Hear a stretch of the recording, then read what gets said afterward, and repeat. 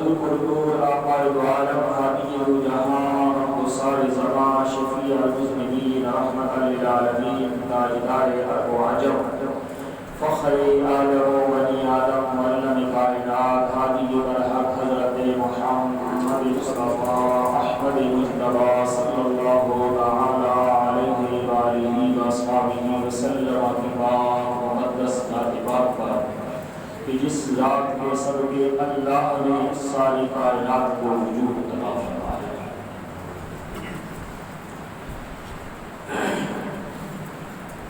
آج کا یہ جمعہ مبارک اس ماہ مقدس یعنی شوال المکرم کا پہلا جمعہ مبارک ہے، اور جس طرف نگاہ اٹھائے مسلمان کا شکار نظر آتے ہیں، ظلم و ستم کا شکار نظر آتے ہیں. سوچ اور تفکر کی بات یہ ہے کہ تعداد میں تو کافی سارے ہیں، ملک بھی، افواج بھی، ساز و سامان بھی، لیکن آج ہاتھ میں ہاتھ دھرے وہ منتظر فردا، وہ جو کلندر لاہوری نے کہا تھا کہ تم ہو کیا، تمہاری حیثیت کیا ہے، تمہارا مقام تھا کیا، اور آج تم کیا بن گئے ہو کہ ہاتھ میں ہاتھ دھرے منتظر فردا، کہ اس بات کے منتظر ہو کہ کوئی آئے گا ہمارے معاملات کو حل کرے گا.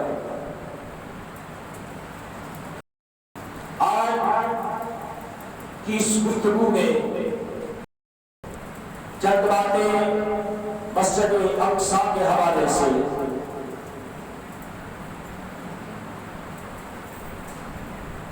اور کچھ رمضان مبارک کا جو درس ہے، جو رسول اللہ کا فرمان گرامی کہ رمضان کا مہینہ آتا ہے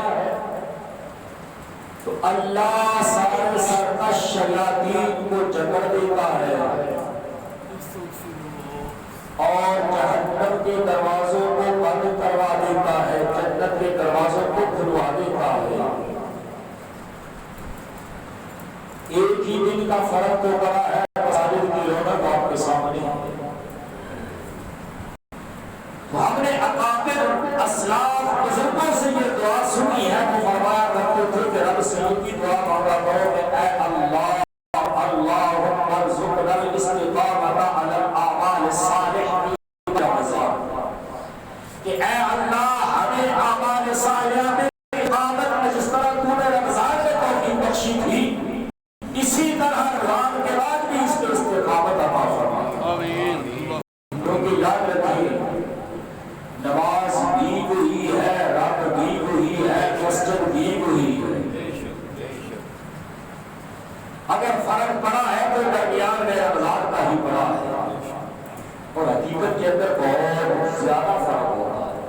یہ آپ خود ہی دیکھ سکتے ہیں پریکٹیکل طور پر، عملی طور پر۔ یہ کوئی مسئلہ نہیں کہ میں بیان کروں گا تو آپ سوچیں گے پتہ نہیں کس کتاب میں سے، کس حدیث میں سے، کس فقہ مکتب اصول فروع کیا ہے۔ یہ وہ مسئلہ ہے جو ہر کے سامنے ہے، اور رمضان کی جو برکات ہیں جو سب خوبی آپ نے دیکھی۔ دعا یہ ہے کہ اللہ ہمیں رمضان کے بعد بھی اسی طرح رمضان کی توفیق ہی عطا فرمائے۔ آمین اللہم آمین۔ اور کسی عام آدمی نے ایک صالح متقی پرہیزگار آدمی سے پوچھا سرکار کب پتہ چلے گا کہ میری پڑھی ہوئی نماز قبول ہوئی ہے کہ نہیں، میری کی ہوئی نیکی قبول ہوئی ہے کہ نہیں؟ انہوں نے فرمایا بیٹا یہ تو بڑا سادہ سا فارمولہ ہے، آسان سا قاعدہ بنیاد ہے۔ اس نے عرض کی سرکار وہ کیسے؟ فرمایا بیٹا جب ایک نماز کے بعد دوسری نماز کا انتظار تیرے دل میں رچ گیا، بس گیا، سمجھ لے گا میری قبول ہو گئی ہے۔ اللہ اکبر، سبحان اللہ، سبحان اللہ۔ جب ایک نماز کی ادائیگی کے بعد دوسری نماز کا انتظار، اور علماء نے لکھا کہ مسجد کے اندر نماز کے انتظار میں بیٹھنا ایسے ہی ہے جیسے نماز میں عبادت کے درجے میں آتا ہے۔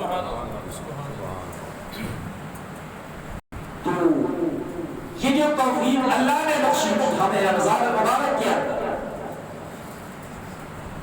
اس توفیق کا رب کی بارگاہ میں دامن پھیلا کر 11 مہینے باقی بھی اسی کا تقاضا ہم سے ہے کہ اللہ وہی توفیق عطا فرمائے۔ یہ بات ذہن میں رکھیں کہ سرکار کی بارگاہ میں جب مسجد کا ذکر چلا تو سرکار نے ارشاد فرمایا کہ مسجد کی عظمت کے لیے کیا یہ بات کافی نہیں؟ بات ہو رہی تھی اللہ کے قرآن کی اور مسجد کی، عبادت کی اور تلاوت کی، احکام الہی کی ادائیگی کی۔ صحابہ کو جرمن میں سرکار نے پوچھا گیا تو سرکار نے فرمایا سنو، قرآن کی عظمت بڑی ہے کہ اللہ نے قرآن میں حکم نازل فرمایا، بتایا یہ کرو یہ نہ کرو، یہ کرو گے ثواب ملے گا، یہ کرو گے گناہ ملے گا۔ لیکن سنو مسجد وہ عظمت والا مقام ہے۔ میں بدر میں تھا تو قرآن بدر میں آ گیا تھا، میں اگر غار حرا میں تھا میں جبریل کو وہاں بھیج کے قرآن نہیں بھیج دیا تھا، اگر میں مکہ پاک میں تھا تو قرآن جبریل لے کے وہاں آ گیا تھا، اگر میں ہجرت کر کے مدینے آ گیا تو مدینے میں آ گیا تھا، اگر میں گھر میں تھا تب بھی آ گیا، مسجد میں تھا تب بھی آ گیا، میدان میں تھا تب بھی آ گیا۔ ارے عائشہ کے حجرے میں تھا، بستر میں تھا تب بھی آ گیا۔ لیکن مسجد وہ ہے کہ اگر میں گھر میں تھا تب بھی چل کر مسجد میں آیا۔ سبحان اللہ، سبحان اللہ۔ مکے میں تھا تب بھی مسجد میں آیا، مدینے میں تھا تب بھی مسجد میں آیا۔ سبحان اللہ۔ قرآن کے قدم مبارک سے اللہ نے پوری زمین کو پاک کر دیا۔ سبحان اللہ۔ پہلی امتوں کی پہلے انبیاء کے لیے یہ گنجائش یہ رعایت نہیں تھی، ان کے لیے کچھ خاص مخصوص مقامات تھے، جگہ تھی، وہ صرف انہی پہ عبادت کر سکتے تھے، اللہ نے سرکار کی تشریف آوری کے صدقے ہم پہ یہ خاص فضل و کرم فرمایا کہ فرمایا سویا تیرا غلام ہو، تیرا کلمہ پڑھنے والا ہو، روئے زمین پہ جس جگہ بھی میری بارگاہ میں سجدہ کرے گا میں قبول کر لوں گا۔ سبحان اللہ۔ شرط صرف یہ ہے کہ ظاہری طور پر جگہ پاک ہو، اور یہ ساری نعمت کرم رب کا سرکار کی صدقے۔ پھر آپ نے خوبی سنا علماء سے، پڑھنے والوں نے پڑھا، تاریخ گواہ ہے کہ سرکار جب ہجرت کر کے مکہ پاک سے مدینہ پاک آئے تو سرکار نے جہاں اور کام اپنے دست کرم سے فرمائے وہیں جو پہلا کام تھا وہ مسجد کی۔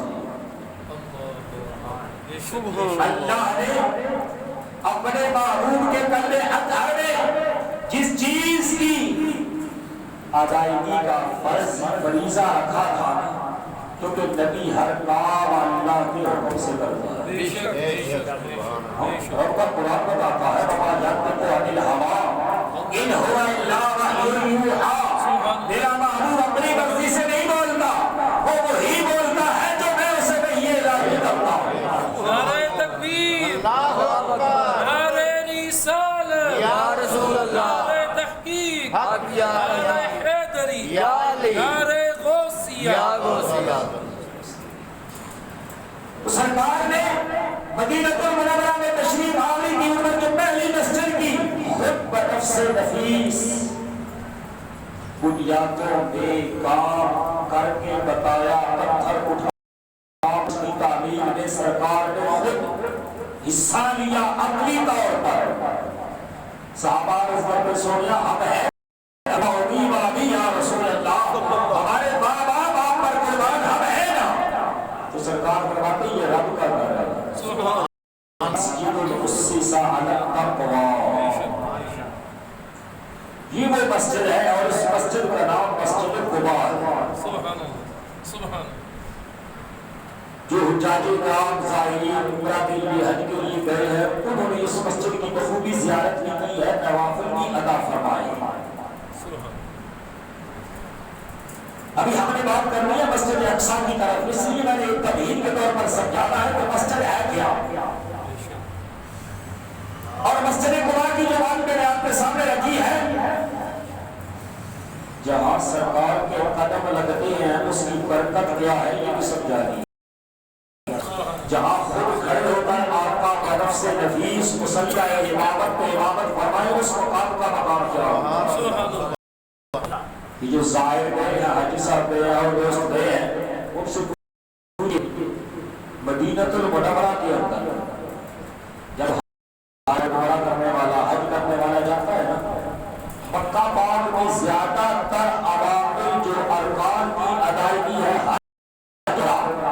اس کی جو جملہ ارکان کی ادائیگی ہے وہ مکہ پاک یا اس کے گرد و نواح میں، عمرہ تو ہوگا تو وہ مکمل مسجد حرام کے اندر ہوگا، طواف ہوگا، اس کے بعد صحیح ہوگی، نوافل ہو گیا، زمزم ہوگا، دعا ہوگی، عمرہ مکمل ہو گیا۔ اگر حج ہے تو احرام باندھ کے نکل پڑا آج سے حجہ کو مینا کی طرف، رات مینا میں گزار کے چل پڑا مسجد نبرہ میدان عرفات کی طرف،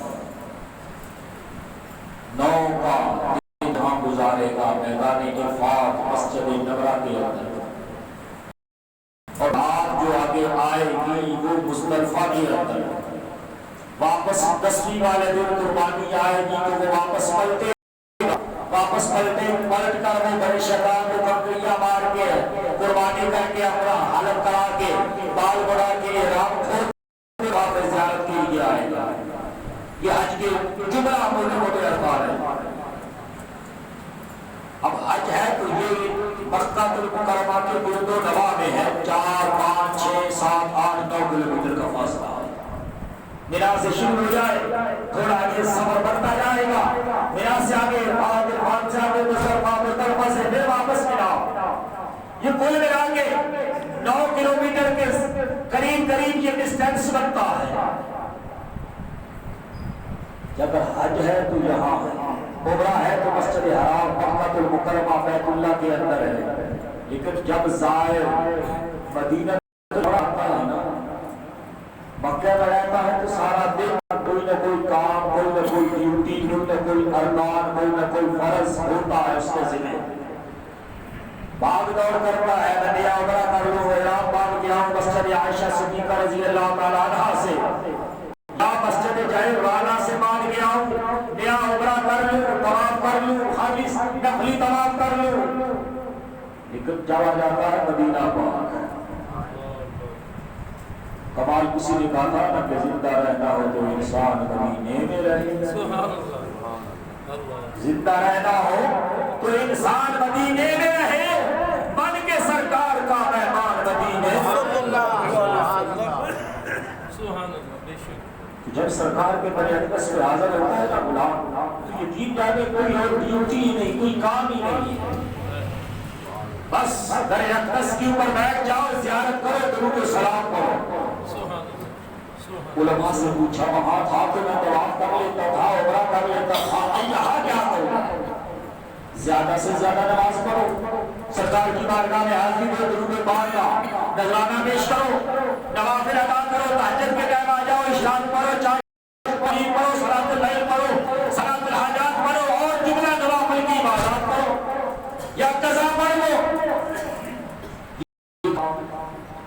اچھا وہاں تھا تو میں عمرہ کر لیتا تھا، مسجد چلا جاتا تھا، مسجد جہل والا چلا جاتا تھا، وہاں سے احرام باندھ کے آ جاتا تھا۔ اب آج بھی حاجی کے دل میں یہ سوال پیدا ہوتا ہے کہ صحابہ کے بارے میں کیا خیال ہے؟ وہ جو شہر مکہ کو چھوڑ کر سرکار کے پیچھے ہجرت کر کے گئے تھے، انہیں نہیں پتا تھا 1,00,000 نماز کا ثواب یہاں ہے، لیکن انہوں نے کہا تھا زبان حال سے، سویا اگر تو نہیں تو پھر کسی نہیں، یا رسول اللہ ہم نے اس کعبے کو کعبہ اس لیے مانا تھا کہ تیری ذات کی وجہ سے۔ چل پڑے چھوڑ کر شہر مکہ کو، جب وہاں پہنچے نا تو یہی منظر تو دل و دماغ میں بھی تھا کہ سرکار جو اپنے گھر سے وضو کر کے آئے وہاں سے بھی کر سکتا ہے، تو یہ نہ سمجھے کہ یہ میں روایت مسئلہ سنا تھا، وہاں جا کر بھی وضو کر سکتا ہے۔ سرکار فرمایا جو کامل وضو کے ساتھ اس مسجد کے اندر یعنی مسجد کے اندر 2 رکعت نماز نفل ادا کرے گا، اس کو ایک مقبول عمرے کا ثواب۔ سبحان اللہ، سبحان اللہ، وہاں عمرہ کرنا ہے، 7 چکر طواف کے لگانے ہیں، 7 چکر سعی کے پورے کرنے ہیں، نوافل پڑھنے، آب زمزم پینا ہے، پھر دعائیں مانگنی ہے، حلق کرانا ہے، بال کٹانے ہیں، پھر احرام کھولنا ہے، تو عمرہ ہونا ہے۔ لیکن وہاں قربان جائیں تو نفل پڑھ کے آؤ، عمرے کا ثواب مل جائے گا، وہ بھی مقبول۔ یہ وہ مسجد ہے جو سرکار کے قدم مبارک اور ہاتھ مبارک لگے خود تعمیر فرمایا۔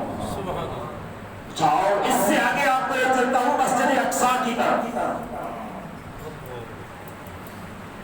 مسجد اقصیٰ وہ ہے جس کی عظمت کے لیے اللہ نے قرآن میں جو آیت کریمہ نازل فرمائی نا، سبحان الذی اسریٰ بعبدہ لیلا من المسجد الحرام الى المسجد الاقصى الذی بارکنا حولہ لنریہ۔ سبحان اللہ، جو اس کے پاس ارد گرد جو نشانیاں ہیں، برکات ہیں، انعامات ہیں، وہ انبیاء کرام کے مزارات ہیں، اور سب سے بڑھ کر معراج کی رات سرکار نے اسی مسجد میں سب انبیاء کی امامت فرمائی۔ سبحان اللہ، سبحان اللہ۔ اگر اس سے آگے لے کے چلوں آپ کو تو مسجد اقصیٰ وہ ہے کہ جس کی طرف تیرے اور میرے کریم لجپال نے کم از کم 18 ماہ یعنی 1.5 سال چہرہ انور کر کے نماز پڑھی، اس کے بعد نفقوں کا، یہودیوں کا، نہ ماننے والے کے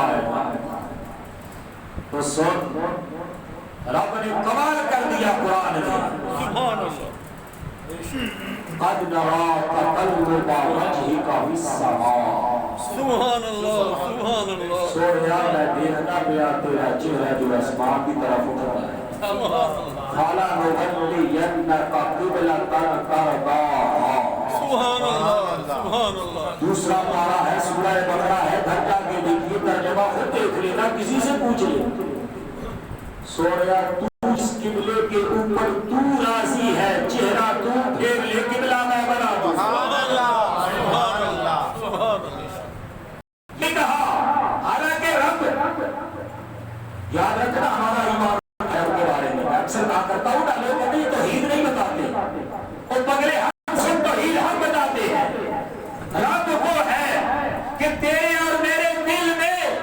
خیال وسوسہ تصور تخیل سوچ ابھی نہیں آئی ہوتی رب کو پہلے پتا ہوتا مختلف خیالات مل کر ایک تصور بنتا ہے مختلف تصورات کو ملایا جائے ایک تخیل بنتا ہے مختلف تخیلات کی دنیا کو آباد کیا جائے ایک منصوبہ بنتا ہے اور یہ ساری چیزیں بننے سے پہلے رب کو پتا ہوتا ہے رب وہ ہے حالانکہ رب وہ ہے جسے پتا ہے کہ میرے محبوب کو مسجد حرام یعنی موجودہ بیت اللہ خانہ کعبہ پسند ہے تو رب کہہ دیتا رسول ہے مسجد حرام کی طرف رخ پھیر لے حالانکہ ایمان دیکھیے ہمارا ایمان ہے اللہ کو پتا ہے کہ میرے محبوب نے چہرہ کدھر پھیرنا ہے بے شک پتا ہے کہ نہیں پتا کیونکہ رب ہے رب کو تو پتا کہ سرکار نے چہرہ کدھر پھیرنا ہے پسندیدگی کدھر کو ہے کس مقام کی طرف سرکار کے قلبِ اطہر کا لگاؤ ہے متبادل کے طور پر حالانکہ رب چاہتا تو کہہ دیتا قرآن میں جبریل کو بھیج کر سوریا تو مسجد اقصی کو چھوڑ کے مسجد حرام یعنی بیت اللہ کی طرف رخ کر کے نماز پڑھ لے میں چینج کر دیتا ہوں یا نماز کے بعد جبریل کو بھیج کر قرآن اتار دیتا نہیں سرکار نماز میں کھڑے ہیں غور کرنا ذرا بنیادی بات سمجھانے لگا ہوں آج 4 رکعت کی نماز ہے اور اللہ آپ کو لے جائے یہ بھی بس یہ موجود ہے اس کا نام ہے مسجد القبلتین سبحان اللہ 2 قبلوں والی مسجد اور اس کے دونوں قبلے اپوزٹ سائڈ پہ ہیں پہلا جیسے یہ ہے اس طرف ہے دوسرا اس کے بالکل اپوزٹ ادھر کو ہو گیا وہاں گیا الحمدللہ اللہ کا کروڑ شکر ہے سرکار کی نظر کرم کے صدقے متعدد مرتبہ حاضری کا موقع ملا وہاں کچھ ہمارے دوست مہمان ہوتے ہیں وہاں کے مقامی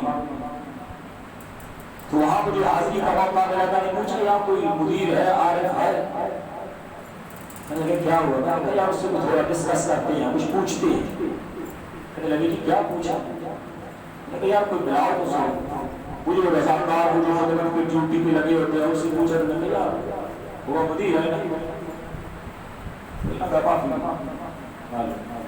پھر دوسرے سے تیسرے سے ایک نے کہا وہ جو آگے بیٹھا ہے نا بنکر میں کنارے کے اوپر سب کے اوپر بیٹھا ہے وہ آدمی یہاں کا ذمہ دار ہے چلو اس سے مل لیتے ہیں ملے میں نے کہا کیا مسئلہ ہے میں نے کہا مسئلہ یہ پوچھنا ہے کہ یہ مسجد قبلہ طے ہے کہتا ہے نا مسجد قبلہ طے ٹھیک ہے یہی ہے ٹھیک ہو گیا میں نے کہا دروازے کے اوپر جو آپ نے محراب بنایا ہے آپ بھی جائیں تو آپ جا کر دیکھیے خدا کے لیے میں اکثر اپنے دوستوں کو یہی وہاں بھی جا کر اکیلے ہوتے تھے ہمارے ہوتا کیا سیاحت ہے ابھی اللہ قبول کر لے ہو گیا اس کا سارا کچھ اور شاید ہماری ان سستیوں لاپرواہیوں اور ذمہ داریوں کی وجہ سے اللہ نے 2 سال ہو گئے ہمیں موقع ہی نہیں کوئی نہ کوئی کمی تو ہے نا ہماری کس کو روئے ان کو چھوڑ دے وہ تو یہودی دعا مسلمان ہے ان کی تو بات ہی نہ کرے نا، اپنی بات ہم نے کرنی ہے کہ ہماری کوئی کمی، کوئی غلطی، کوئی لغزش، کوئی کوتاہی ہے کہ سرکار نے اپنا در ہمارے لیے بند کر دیا۔ کوئی نہ کوئی کمی، کوئی نہ کوئی غلطی، کوئی نہ کوئی لغزش تو ہماری ہوگی میرے ایسے قوم اجتماعی طور پر، وگرنہ میں میں نے تاریخ میں تھوڑی بہت پڑھی اور جدید دور علم بھی ہوں، آج بھی جتنے 2 سال کے عرصے میں زائر گئے ہیں عمرہ کے لیے، نماز کے لیے، حج کے لیے، حتیٰ کہ پچھلے سال جو لمٹڈ لوگ گئے تھے، آج تک کسی کا بھی کرونا ٹیسٹ مثبت نہیں آیا۔ اللہ اکبر۔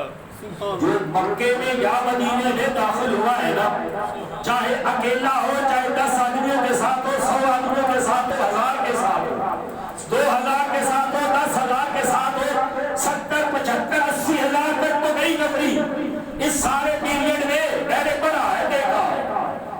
وہ کہتا ہے آج تک ہم نے بعد میں بھی ان کو کرنٹینیا کروا کے ان کے ٹیسٹ کروائے ہیں، کوئی فارن ہو تب بھی، مقامی ہو تب بھی، لیبر کرنے والا مزدور کاریگر ہو تب بھی، عربی ہو تب بھی، ہو تب بھی، آج تک کسی کا کورونا پازیٹیو مثبت نہیں آیا۔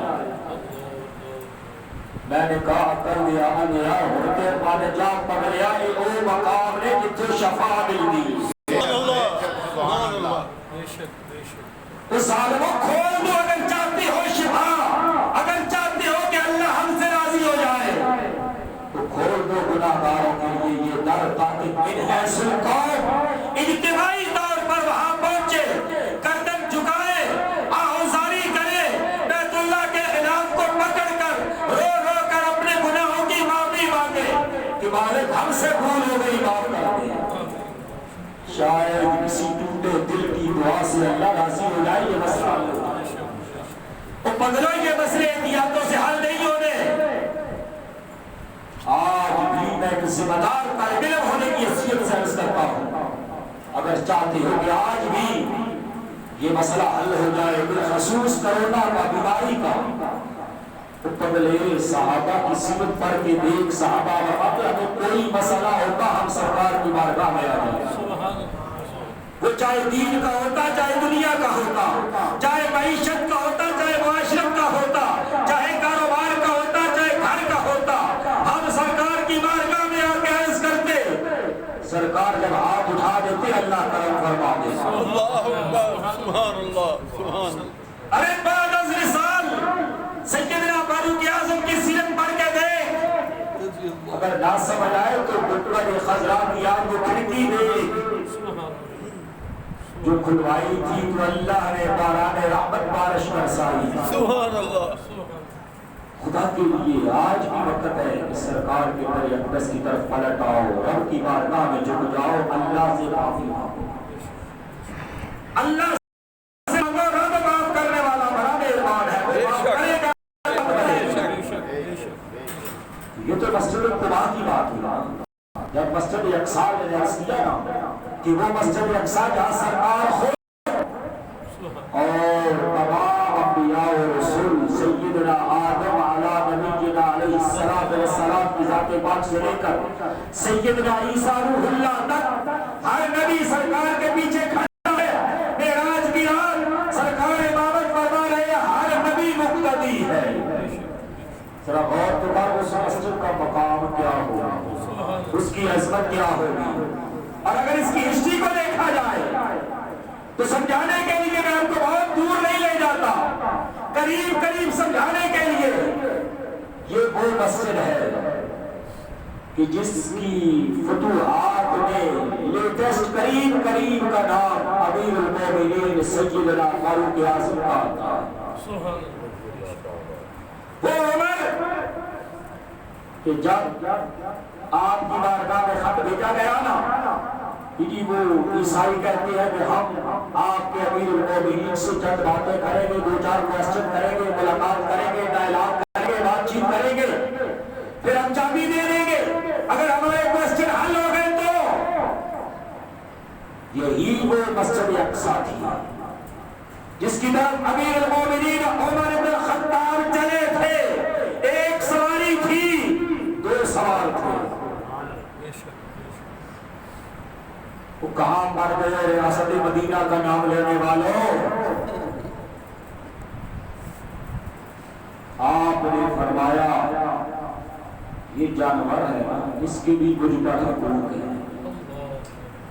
آج تو انسان مر رہے ہیں کوئی پوچھنے والا نہیں. سن، آپ نے اپنے خادم سے فرمایا کہ چونکہ سفر طویل ہے، اگر ہم دونوں مل کر اس پہ سواری کریں گے تو اس کی اوپر مشقت ہوگی، اس کا بھی خیال کرنا ہے. ارے مدینے کی ریاست کے جو غلام ہوتے ہیں نا، وہ جو امیر المومنین کے فرماتے ہیں اگر تجلا کے کنارے کتا بھی بھوکا مر گیا تو عمر سے پوچھا جائے گا. آج تو یہاں انسانوں کی قدر و قیمت کوئی نہیں. کیا ہو رہا ہے مسجد اقصی کی کوبہ جماع میں؟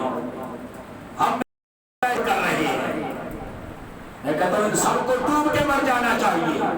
اتنی سلطنتیں، کم از کم 56 اسلامی ممالک، اتنا ساز و سامان، اتنے اسلحے کے انبار، اب کہاں رکھنے ہیں؟ نمائش میں لے کے آنے ہیں. ارے تاریخ کر کے دیکھو ہمارے اکابر کو ایک عورت کی آواز پہ یہ ملتان تک ٹیپو سلطان کیوں آ گیا تھا؟ ارے کرنس کے مقابلے میں جو عمر کے بعد جس نے یہ مسجد فتح کی تھی وہ سلطان صلاح الدین ایوبی تھا. ہمارے اکابر کا تو یقین اور ایمان دیکھو نا، ان کی عظمت رفتہ دیکھو. میں نے پڑھا اور سنا ہے سلطان صلاح الدین ایوبی کا کتنا بڑا عاشق ہوگا، کتنا بڑا اس کا عقیدہ اور ایمان مضبوط ہوگا. ساری زندگی گزر گئی اسی کش بکش میں. یہ معلوم پھر جاؤں گا سرکار کی بارگاہ میں، میں یہ پتہ کر لوں پھر جاؤں گا، میں یہ پتہ کر لوں پھر جاؤں گا، میں یہ پتہ کر لوں پھر جاؤں گا. تو آج اسی جائیے جو کوئی چندے کا زکات کا بتانے کا مال اکٹھا کر کے لے آؤ. ظالموں اتنا ہی رہا کیسے تھوڑی منگلا ہے نا. اگر تھے جا کر یہ کچھ ہی منگلا سی وہ زلیلوں تھے مانگ لیتے، سڑک پہ چادر بچھا دیتے، کہتے ہمیں دے دو گدانا. اور اتنی قوم ہماری آج بھی غیرت مند ہے، ہم اپنا ہاتھ غیروں کے آگے پھیلانا کبھی گوارا نہیں کرتے. اگر تم اتنا ہی ایمان تازہ ہوتا ہے تمہارا اتنی ہمارے اسلامی ممالک ہے، تو جب سرکار کی بات آتی ہے پھر کہاں اسلامی ممالک مر جاتی ہے؟ جہاں رسول اللہ کی عظمت کی بات آتی ہے، رفت کی بات آتی ہے، تحفظ کی بات آتی ہے، خطر نبوت کی بات آتی ہے، آج کوئی نہیں. سارے سکوت کی زندگیاں گزار رہی ہیں. خاموش الامان الحافظ. سن وہ عمر چلے نا، خادم سے کہا کچھ سفر تو اکیلا کر، میں پیدل چلوں گا. ذرا غور تو کرنا، یہ وہ سیرت ہے جو ہماری تاریخ کا حصہ ہے. کس سے کہانیاں نہیں سنا رہا. تاریخ کو خلافہ امام جلال الدین سیوطی کو اٹھا کے پڑھ کے دیکھ، مل جائے گا. فرمایا تو اس پہ سوار ہو، یہ جانور ہے اس کے بھی کچھ حقوق ہے. کیونکہ طویل سفر کرنا ہے، میں پیدل چلوں گا. کچھ سفر غلام نے اوپر سواری کے پہلے اصرار کیا نہیں آپ آقا ہے میں غلام ہوں. فرمایا یہ تو رب کی تقسیم ہے نا، لیکن ادب عمر کا یہ کہتا ہے تیرے بھی حقوق ہے. جہاں جانوروں کے حقوق عمر ادا کرتا ہے وہاں غلاموں کے بھی ادا کرے گا. تیرا تو یہ ٹھیک ہے اس نے زن کے میں مالک ہوں تو نوکر ہے، لیکن میرا حساب تو دیکھ. میں کہتا ہوں اوپر بیٹھ، میں اس کی بہار اس کی رسی پکڑ کے چلتا ہوں. وہ عمر چلتے چلتے ایک منزل آپ سواری پہ سوار ہوتے، پھر دوسری منزل غلام سوار ہوتا، آپ پیدل چلتے، تیسری منزل میں پھر آپ سواری پہ غلام پیدل ہوتا. اسی طرح چلتے چلتے سفر کٹتا کٹتا مسجد اقصی کا منظر آ گیا، بیت المقدس آ گیا. ذرا غور کرو، اب جدید دور پہ تھا نہیں، میڈیا کا دور نہیں تھا. इलेक्ट्रिक का, प्रिंट का, सोशल मीडिया का दौर नहीं था, कोई पिक्चराइज सिस्टम नहीं था। उनमें से किसी ने भी पहले अमीरुल मोमिनीन उमर इब्न अल-खत्ताब की ज़ियारत नहीं की थी। मंजर ये था कि आपके हाथ में सवारी की मुहार रस्सी है और ऊपर जो है वो उमर का गुलाम सवार है। चलते चलते जो बारी तकसीम के साथ अदल करते करते पहुंचे ना बैतुल मक़दस के करीब, गुलाम की सवारी के ऊपर उमर की बारी थी पैदल। गुलाम अर्ज करने लगा, आका ये सारे लोग आपके इस्तेमाल के लिए वो सामने जमा है, आपकी शान के लायक नहीं, आप ऊपर बैठे मैं पैदल चलता हूँ। जिसे हमारी ज़बान में प्रोटोकॉल कहा जाता है। अब ये भी तो रहती हमारे मुल्क में राय हो गई, दुनिया पर गए सड़क पे हमारा प्रोटोकॉल लगाओ। सुन, उमर ने फरमाया वो खड़े हैं तो खड़े रहे, उमर किसी की जात के लिए अदल नहीं बदलता। हाँ, ऊपर बैठ, तेरी बारी है, तू ऊपर बैठ, मेरा हुक्म है। अल्लाहु अकबर। अब वो चले, जब करीब पहुंचे ना तो जो मुसलमान थे वहां के अमीर मोमिनीन थे जिन्होंने सैयदना फारूक आज़म का दीदार किया हुआ था, वो लपके उस आदमी की तरफ जिसके हाथ उनसे मुसाफा किया, दस्तबोसी की। सारे मुसलमान उनके पीछे उनकी तरफ लपके, वो उनको मिल रहे हैं। और जितने ईसाई पादरी थे बड़े बड़े उनके मजहबी रहनुमा वो उस शख्स की तरफ लपके जो सवारी के ऊपर था, वो उसको मिल रहे हैं। जब मिल के हटे मुसलमान सारे उस हस्ती के गिर्द खड़े हैं जिसके हाथ में रस्सी है, और यहूदी और ईसाई सारे उस हस्ती के इर्द गिर्द खड़े हैं जो अभी सवारी से उतरा है। ईसाई हैरान है तो कहने लगे मुसलमानों से, इतना तो बताओ इनमें उमर कौन है, तुमने इनको प्रोटोकॉल ही नहीं दिया। उन्होंने कहा हमने जिन्हें मिलना था जो उमर थे उन्हीं को मिल रहे हैं। सुभान अल्लाह। कहा फिर ये कौन है जिसकी सवारी की रस्सी उमर के हाथ में? कहा ये कोई और नहीं, ये उमर का गुलाम है। सुन, तारीख उठा के देख, किसी लाल किताब की बात नहीं कर रहा कि किताब न ले, बंदा फकीर हाजिर 24 घंटे।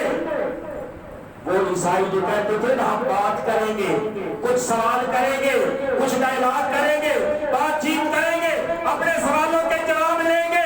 जब ये मंजर देखा कि हमने पढ़ा था कि वो उमर जो इतना अदल करता होगा, हम उसका मुकाबला नहीं कर सकते।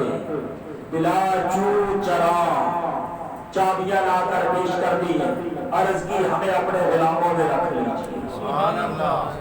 काश कि आज अल्लाह हमें सैयदना फारूक आज़म का कोई गुलाम हुक्मरान नसीब फरमाए।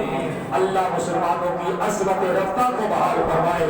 अल्लाह इसराइल का बेड़ा गर्क कर दे और फलस्तीन के मुसलमानों की गैबी मदद फरमाए।